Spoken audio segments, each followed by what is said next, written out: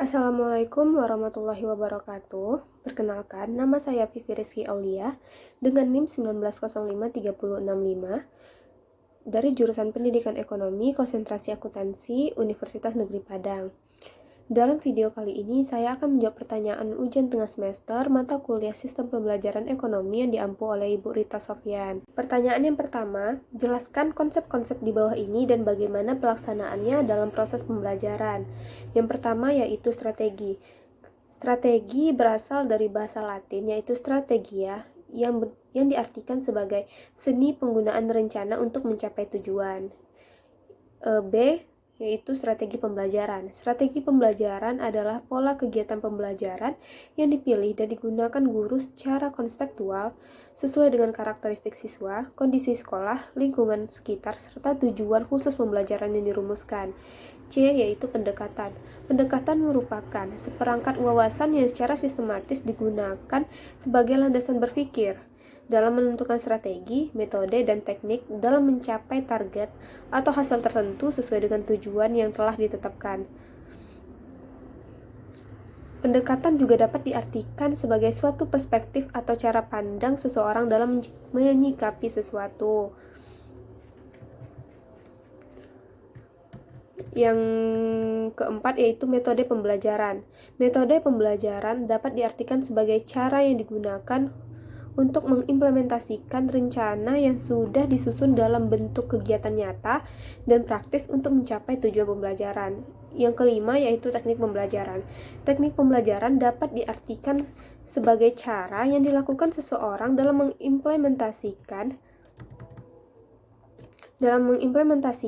suatu metode secara spesifik. Misalnya itu penggunaan metode ceramah pada kelas dengan jumlah siswa yang relatif banyak, membutuhkan teknik tersendiri yang tentunya secara teknis akan berbeda dengan penggunaannya metode ceramah pada kelas yang jumlah siswanya terbatas. Yang keenam yaitu taktik pembelajaran. Taktik pembelajaran merupakan gaya seseorang dalam melaksanakan metode atau teknik pembelajaran tertentu yang sifatnya individual. Misalnya, terdapat dua orang sama-sama menggunakan metode ceramah, tetapi mungkin akan sangat berbeda jika dalam taktik yang digunakannya. Dalam penyajiannya, yang satu cenderung banyak diselingi dengan humor karena memang tidak memiliki humor yang tinggi.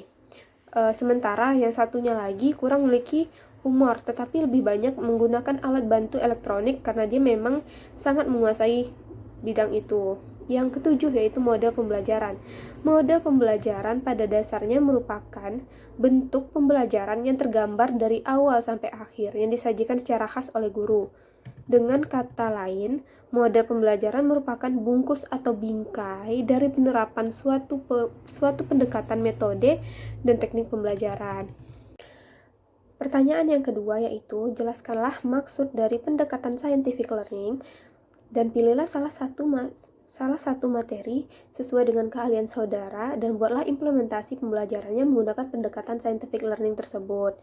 Nah, pendekatan scientific learning merupakan proses pembelajaran yang dirancang sedemikian rupa yang mana tujuannya agar peserta didik secara aktif mengonstruksi konsep, hukum, atau prinsip melalui beberapa tahapan seperti mengamati, merumuskan masalah, mengajukan atau merumuskan hipotesis, mengumpulkan data, menganalisis data, kemudian menarik kesimpulan, serta mengomunikasikan konsep. Contoh implementasi pendekatan scientific learning ini jika saya sebagai pendidik yaitu yang pertama, saya akan melakukan observasi di mana saya akan menjelaskan materi yang akan saya ajari pada hari itu. Nah, setelah saya menjelaskan materi yang akan saya ajari pada hari itu, saya akan membuka sesi pertanyaan di mana siswa-siswa dapat bertanya mengenai materi-materi apa-apa saja yang tidak mereka pahami pada hari itu. Nah, selanjutnya saya akan melakukan eksperimen atau mencari info. Setelah pertanyaan-pertanyaan dari siswa-siswa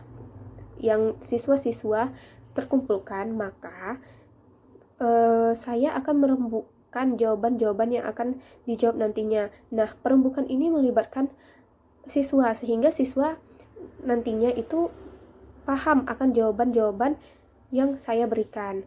Nah, setelah itu saya akan mengolah info atau data. Setelah jawaban didapatkan, jawaban tersebut akan direbutkan kembali dengan cara diskusi. Nah, diskusi ini juga melibatkan siswa, sehingga siswa itu lebih mengerti akan jawaban yang telah saya jawab.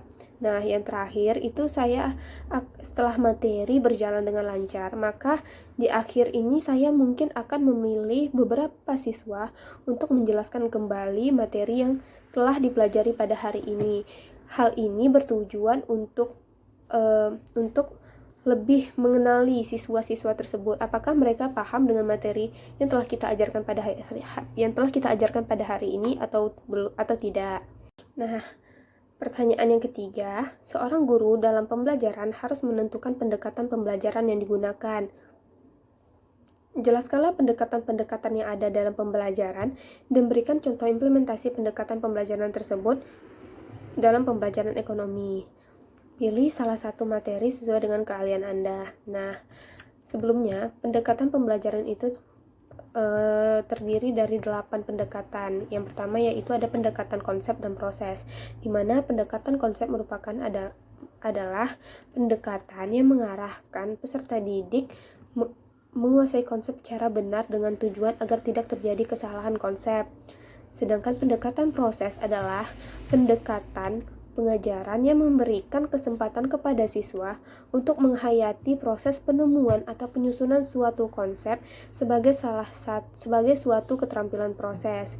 Nah, pendekatan proses ini juga dapat kita artikan sebagai pendekatan yang berorientasi pada proses, bukan hasil.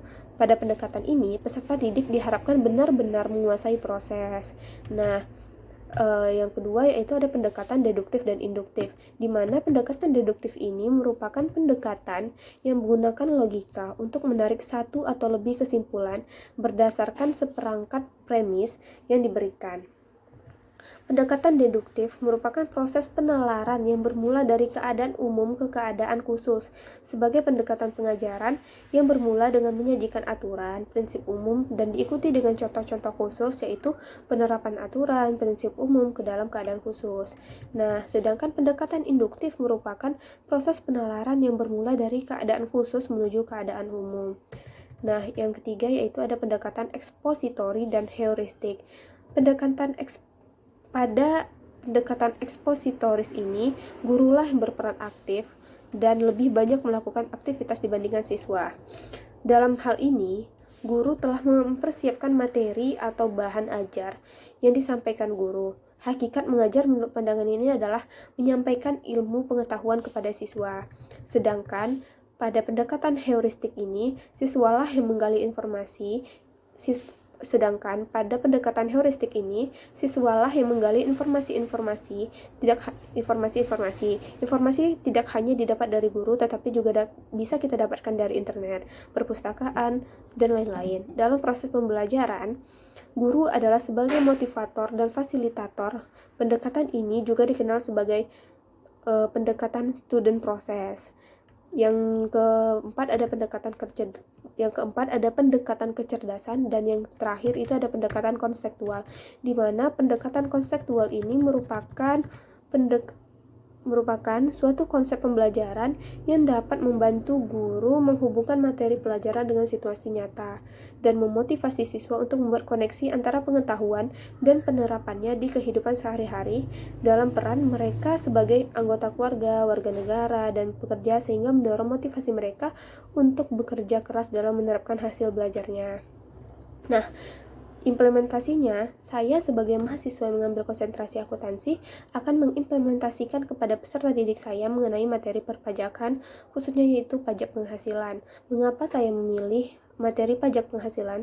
Karena menurut saya itu materi tersebut merupakan materi yang menarik untuk dihubungkan atau dikaitkan dengan dunia nyata, sehingga dengan mempelajari pajak penghasilan tersebut kita bisa mengetahui berapa pajak yang akan kita bayarkan dari penghasilan yang kita peroleh. Pertanyaan yang keempat yaitu, pada masa pandemik seperti ini, dengan pembelajaran daring, metode seperti apa menurut saudara yang bagus untuk digunakan dalam pembelajaran? Jelaskan alasannya. Nah, menurut saya, metode pembelajaran yang cocok untuk diterapkan pada masa pandemi seperti ini yaitu metode blended learning, yang mana metode ini merupakan metode yang menggunakan dua pendekatan sekaligus. Dalam artian, metode ini menggunakan sistem daring sekaligus tatap muka menggunakan video conference seperti Zoom, Google Meet, dan lain sebagainya. Jadi, meskipun pelajar dan pengajar melakukan pembelajaran dari jarak jauh, keduanya masih bisa berinteraksi satu sama lainnya, sehingga tujuan-tujuan pembelajaran akan lebih mudah untuk dicapai. Hal ini tentunya lebih efektif jika dibandingkan dengan metode yang hanya menggunakan grup WA atau e-learning sebagai media pembelajaran tanpa memberikan penjelasan berupa video kepada peserta didik. Pertanyaan yang kelima yaitu, jelaskanlah kelebihan dan kekurangan pembelajaran daring. Kelebihan dari pembelajaran daring ini yang pertama yaitu waktu dan tempat lebih efektif sehingga siswa dapat bisa langsung mengikuti proses belajar mengajar dari rumah. Yang kedua yaitu siswa tidak bergantung kepada guru saja, mereka juga bisa belajar dengan melakukan riset sendiri melalui internet. Yang ketiga yaitu siswa dilatih untuk lebih menguasai teknologi informasi yang terus berkembang. Yang keempat yaitu menumbuhkan kesadaran pada siswa bahwa smartphone atau gadget mereka itu bisa digunakan untuk hal-hal yang lebih produktif dan mencerdaskan, tidak hanya untuk bermain sosial media saja dan game saja. Sedangkan kelemahan dari pembelajaran daring ini yaitu yang pertama, tidak semua siswa dibekali dengan smartphone atau gadget pribadi. Banyak juga dari mereka yang masih menggunakan perangkat milik orang tuanya untuk pembelajaran daring, sedangkan orang tua mereka bekerja dari pagi hingga sore. Hal ini mengakibatkan siswa tidak dapat mengikuti pembelajaran daring. Nah, yang kedua yaitu metode pembelajaran daring yang bersifat satu arah membuat kurangnya interaksi antara guru dan siswa, sehingga guru kesulitan untuk mengontrol siswanya.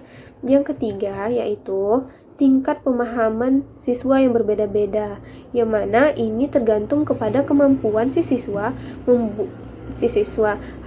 Hal ini membuat ada saja yang tertinggal dalam memahami materi yang diberikan oleh guru.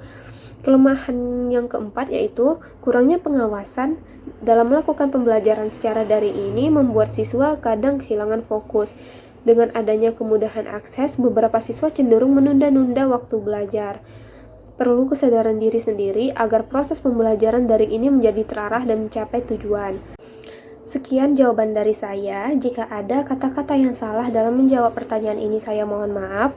Wabillahi taufiq wal hidayah. Wassalamualaikum warahmatullahi wabarakatuh.